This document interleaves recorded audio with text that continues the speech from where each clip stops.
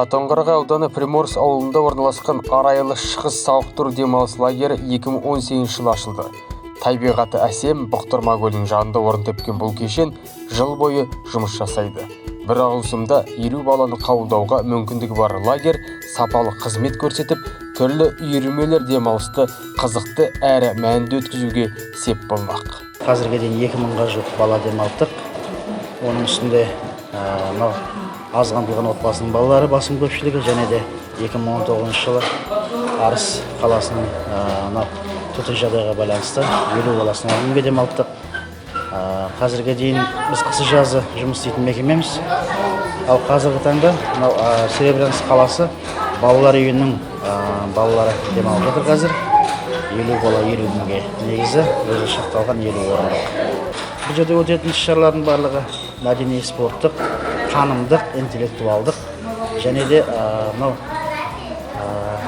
салт-дәстүрге байланысты терең мағыналы іс-шаралар өтіп жатады. Аудандық білім бөлімі болса бізге әкімшілік болып жатыр.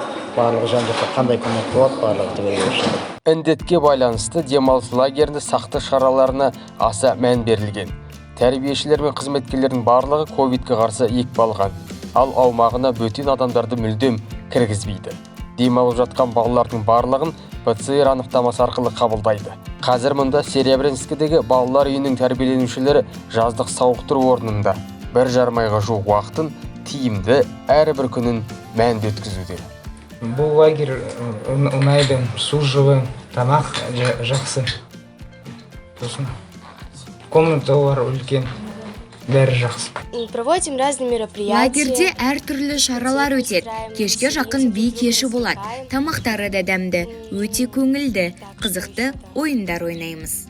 Очень рада, что в этом году приехали. Біз Қатонқарағай ауданында орналасқан лагерге келгенімізге өте қуаныштымыз. Қазіргі індетке байланысты сақтық шараларын сақтай отыра демалудамыз.